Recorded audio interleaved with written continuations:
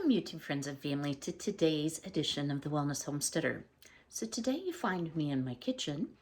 It is the 12th of November, and I'm thinking forward to Christmas and Christmas gift giving to some friends, and I thought I would bring you along with a couple ideas you might want to try yourself. Stay tuned. So you may notice behind me I have all sorts of things, some jars, some oils, some cooking utensils, and what on earth am I making? Well, I wanted to share with you, I received a comment, which was not a negative comment at all, from a person who said, I don't like receiving handmade or homemade gifts. And, it made me think, sometimes I enjoy a certain craft or making a certain style of something, whether it's a wreath or, something decorative for the home. That may not be everyone's taste. But one thing I do know is everybody has to eat, and most people like to eat. I happen to be one of those people. So I'm going to be making today some infused flavored oils, and I thought, you know what, I'm going to bring you along because there's a few tips and tricks I think will help you be a bit more successful in your flavored oil making. If you have a person in your family that likes to make lotion bars or lotion or soap products, they may very much enjoy having an herb infused oil that they can have on their shelf or in the refrigerator, depending on the oil, for use in making some of their products. So for example, I grew chamomile and I have quite a bit of this. I love using chamomile infused olive oil in my soap making. It's very soothing. It's good for baby soaps. But today's video, I really want to focus on culinary herbs, so herbs that we're going to eat. So last year, my son gifted me some rosemary infused olive oil, and y'all, it's fabulous. It's fabulous. I'm almost out, and I thought, why not make some, and I can use it as partial gifts. And you can pair those infused oils with a gift of homemade bread. There's all sorts of ways that you can make a meaningful gift from your kitchen. So let's talk a little bit about how to infuse oils, what can go wrong, and how to make it go right. I don't know if any of you have ever tried to make an infused oil with maybe some fresh herbs from your garden, only to have it go totally south, get moldy, the oil go rancid whatsoever. And you're like, what did I do wrong? It seems so easy. You put oil on the herbs. But there are a few little tips and tricks, as I mentioned earlier. So for topical use, you can, this is dried, but you can use fresh herbs, and sometimes it's preferred. So if you're using St. John's wort, I do not have luck with chamomile. I have ruined enough oil trying to do chamomile non-dried. But for culinary use, so if you're going to consume it, you have to be really careful. And this is not something that I've really seen widely talked about on different YouTube channels. I'm not criticizing anybody, just saying it's something that I've become aware of because I tried so hard to make infused oils for my soap business. So you have to be careful not to grow mold, not to grow bacteria, but you should only be using dried herbs for anything you're going to consume. And the reason is the risk of botulism. So, botulism has some different conditions in order to grow. I've done a complete video on it. I tell you, Rose Red Homestead did an amazing video on botulism, but you do want to be very, very careful when you're creating an oil where you're infusing it from something that grew outside, because botulism spores occur naturally in our dirt. And there's a couple ways you can make your recipe. I use the easy eyeball way. You can use a ratio. So in other words, like 1 ounce of herb to 10 ounces of oil. Here's the problem I have with it. Depending on how your herb is dried, so if you've used a dehydrator, which uses heat, you're gonna have less flavor in that herb. If you used a freeze dryer, you're gonna have a lot more flavor in that herb. And if you're using store-bought, who knows? You're probably going to end up with a lot less flavor, but you want to use less of it from a cost standpoint, etc., etc.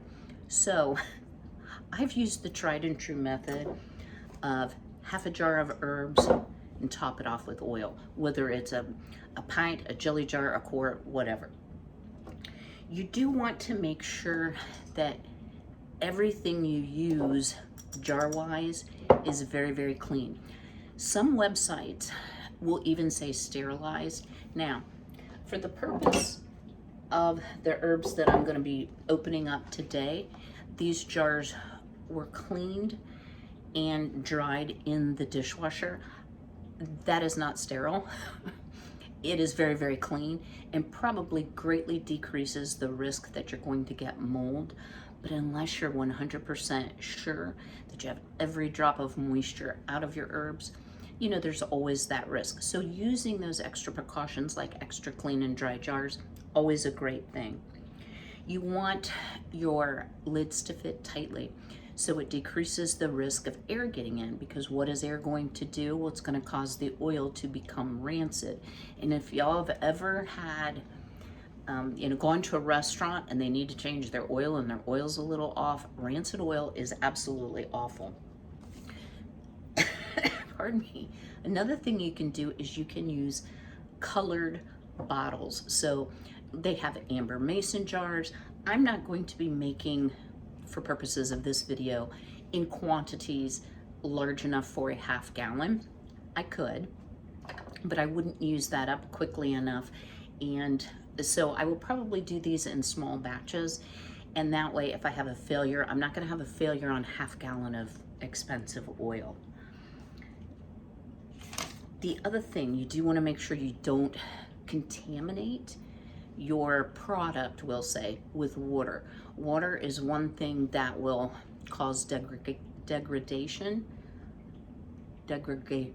It'll make your oil degrade. Guys, I'm on the struggle bus this morning and I'm trying so hard. So let's just move on. Get into actually doing something I'll do better. So what are you gonna need? Well, you're gonna need a carrier oil. You need some type of oil. So I've shared before, I do like Great Value's extra virgin olive oil. I like their classic olive oil as well for Bath and Body products, but for taste and eating, I prefer the extra virgin. It has a lot more flavor. Yes, I buy them in gallons, but as a Bath and Body product maker, I go through loads of olive oil. So you can use classic as well. You can use grapeseed oil. Grapeseed oil is a little bit pricey right now. It's very, very difficult for me to find in my area. May not be for you. If you're making a topical, some people will infuse coconut oil. I have not had good luck with that. Let me share that. Pardon me. One of the things I'm going to try this year, and this will be a new, I've always used olive oil, is avocado oil. So this came from Azure. It is cold pressed avocado oil. It is not organic. I do buy the organic oil as well. They happen to be out, so I subbed this last time, and it comes in a nice glass bottle. So after you filter your oil, and I'm going to talk about the process of getting the oil infused, you can put it back into this pretty glass bottle. Glass bottles are always preferable for storage to a plastic container. All right, so what are you going to need besides the oils? Well, you need your dried herbs. We've already talked about that. I also recommend, and I've had good luck with this, that you use either some natural wax paper or some parchment paper. And this is really true from a couple standpoints. One is, we know that air, in addition to water, can degrade your oils. It can cause them to become rancid sooner. You also can get your herbs floating to the top, and those up on the top have a higher propensity to grow bacteria and mold. So if you put the parchment paper on top of your oils so that they're held down underneath, I think that oils come out better, and I've had less problem with getting rancidity type issues. You're also going to need, after you've infused your oil, you're going to need a strainer in either cheesecloth or like the brown coffee filters. I really like the brown coffee filters. The one thing about the brown coffee filters, let me just tell y'all, it can take a lot longer to strain out your oil because they're much denser than say a cheesecloth, but you're going to get a much cleaner oil. So you also are going to need some way, if you're going to use a heat method, to heat it. If you're going to use a more natural method, which is what I'm going to do, it's called a warm infusion. You won't need any of those cooking type devices. So let me just kind of go through the process with you and tell you, I'm sorry, now I'm having hot flash. Guys, I told you I was on a struggle. I just turned my heat on for the first time, November 12th, second time. I did make sure that it worked, and then I had to kick it on one morning because it is a whopping 34 degrees here. It rained, it monsooned, it did everything yesterday, and the poor girls were soaking wet, so I gave them extra treats, and I put them in their small coop early so that they would, there's more straw in there, so they would snuggle up, and it's drier in there. So this morning they were just like, fine. They were like, okay, it's cold, let's get out and play. So that's a good thing. All right, let me kind of rearrange things here.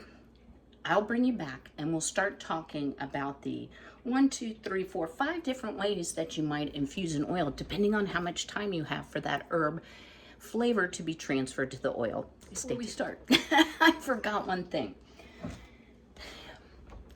I am going to try in my chamomile infused oil adding some vitamin E. So there's a couple ways you can buy it, and this just came from Walmart. This is Spring Valley liquid vitamin E oil. I use this in my natural lip balms, or you can buy the capsules and, you know, poke them and squeeze it. I much prefer the liquid because you're not handling it, and the risk of contamination, no matter how clean your hands are, no matter if you wear gloves or not, is much greater with the capsules. So I much prefer this. You would not add vitamin E until you have strained and finalized your product, and you want to add a little preservative ability. So vitamin E is a natural preservative, if I didn't say that. Guys, this is so easy. So what I have here is some rosemary that I grew this year. Rosemary is my favorite herb.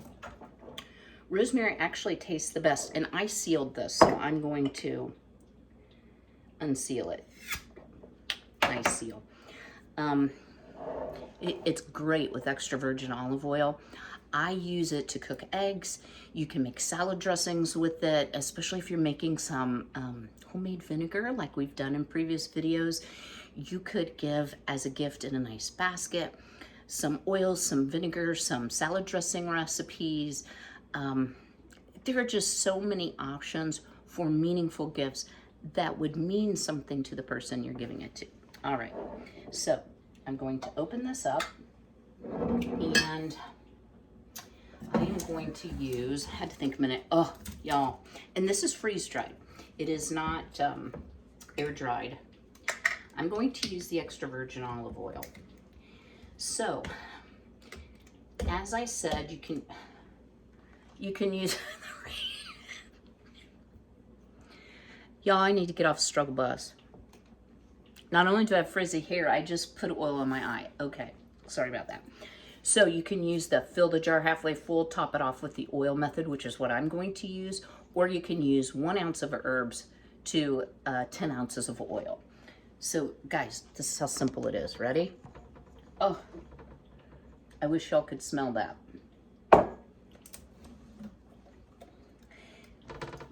Let me say one more thing. I don't want to shake this everywhere. Can you see how dry these are? I know that this is absolutely dry, and I have no worries there. I'm going to try not to touch the jar. I'm going to try just to pour the oil, just to decrease risk of contamination. It's very disappointing, y'all, when you get to the end of this process and you're like, oh, super great, I got mold everywhere. All right, now you can see here, I've left a 1-inch headspace, which is the bottom glass band, but I've got stuff sticking out. Again, I don't want to touch that with my hands, so what I'm going to do is I'm going to take a piece of this natural parchment paper. And I also got this from Azure. And guys, I have to tell you, I love it. I feel a little better about heating things on parchment paper. All right, so I'm just going to push a piece of parchment paper down and hopefully not put oil everywhere, like I just did. Look at that beautiful golden yellow.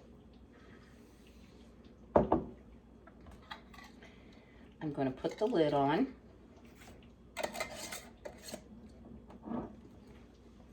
Another thing the parchment paper will do is if there are any chemicals in your lids, like when I get ready to use a plastic lid for the chamomile oil, it will protect the oil from leaching anything out of that lid. I would trust that the lids are safe, but one does not know, and I got a lot of oil on the outside of the jar. So you don't want to shake. You want to roll the jar to mix it.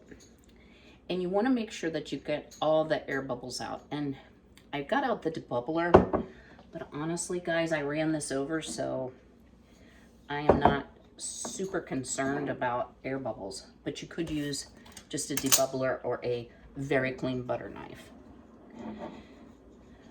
Now, what am I going to do with this? I am going to put it in a warm, dark place. So I'm going to put it in my pantry behind the door in my great room. Warm is a relative term in this house, but I'm going to let this sit for about 4 to 6 weeks. At the end of 4 to 6 weeks, I am going to filter it.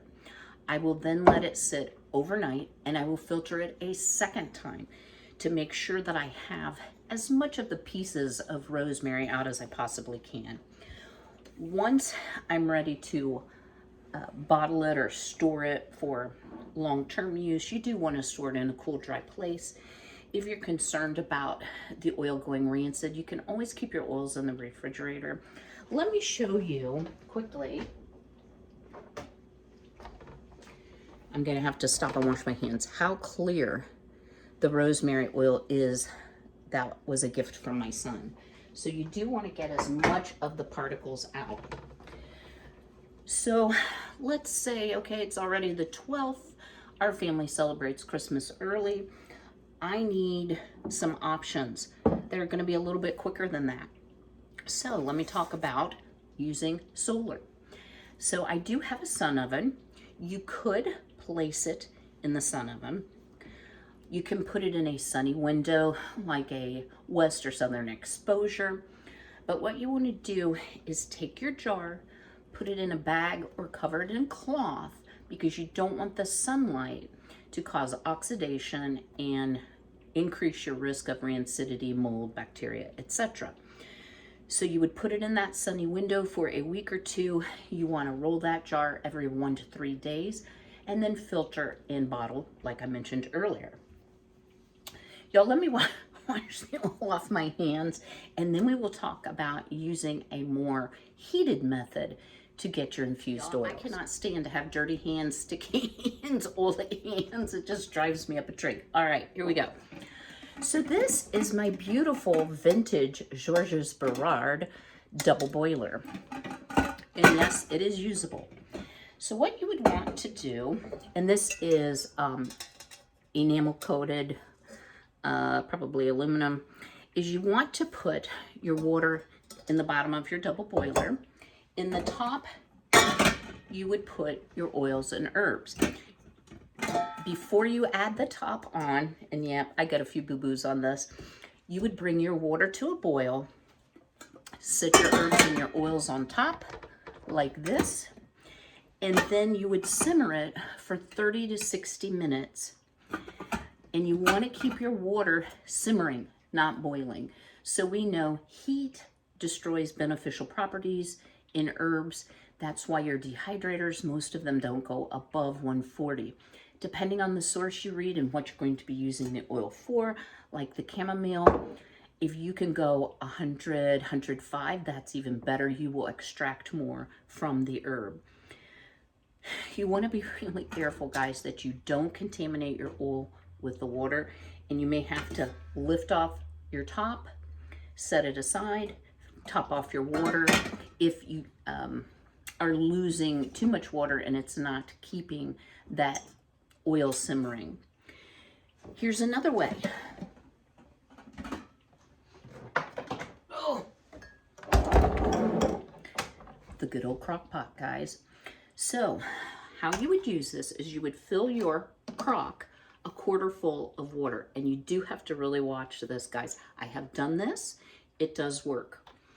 You do want to have heat resistant jars, like mason jars, canning jars, to use this process. In the bottom with your water, you would put canning rings, because you don't want that jar sitting right on the crock where the heating element is, because you run the risk of breaking your jars. Same principle as when you're water bath canning, pressure canning. You'll always want to have that grate or some type of a barrier where it's sitting in the hot water, not on the heating element. You would add your jars in. You would want to keep it at 120 to 140, which would be low on mine. And mine actually has a probe, so I could stick a probe in the water and it would actually digitally tell me how hot my water is. But if you don't have that option, low is probably best. And then you would leave it for 4 to 8 hours, and then you could follow the process of straining. Now, I would still use the parchment paper on any of these methods, just because I would not want anything from the lid to leach in. But you know, y'all, we're canning with these lids, so I'm sure they're safe. I'm sure they're safe. Let's say none of those processes work for you. You can do it in your oven. Now, I have not tried this. So you would take like a Pyrex or another oven-safe container, put your oil and herbs in, turn your oven on to 120, and then again, 4 to 8 hours, strain, and there you would have your oils. So you could, in one day, especially if you use multiple ways, make many, many bottles for gifting of infused oils. And guys, the possibilities are endless. So let me show you a couple I'm going to do today. So this is my homegrown basil. I absolutely love basil. And I love to use it just, you know, if you need to add a little oil to your pan, if you're going to sear off some meat, it really imparts a flavor that I don't think you get if you just add the plain herbs. So there's my basil. Dill. Now, why on earth would you want dill infused oil? That sounds like a pickle, right? It's really good to have some dill infused olive oil to make salad dressings. So anything you've got, I have every herb known to man. I guess I didn't bring them all out. I have oregano, I have thyme. You could use multiple combinations of different herbs. Let's say you wanted to have a chicken type, like poultry seasoning flavor. So that is rosemary, thyme, oh my gosh, and one more thing. Hold it. Sorry guys, do you ever just blank out? Marjoram. You could put some black peppercorns in there too as well, because a lot of poultry seasoning will have black pepper in it. So any type of seasoning mix you have, if it has a corresponding herb, you can make that oil. And it's also really good with some crusty homemade bread to just use that oil as a dipping oil. I hope you've enjoyed today's video. I know it was a little bit short, but I'm trying to bring you some different ideas for Christmas gift giving this year. I do have some crafts coming up. I actually have been blessed with a lot of orders that I'm trying to put together, guys, for people ordering Christmas gifts. So that and my mom has kind of been my priority. So my videos might be a little bit shorter, but I promise you, I will always do my very best to bring you some value-added content. Drop me a comment below. Are you going to make some herb-infused oils for gift giving this year? I'd love to know what combinations you're going to use. If you have some good ideas, drop it so I can pin it and everyone can share that information. I will see you all again very soon, but until then, be healthy, be well, be blessed, take care.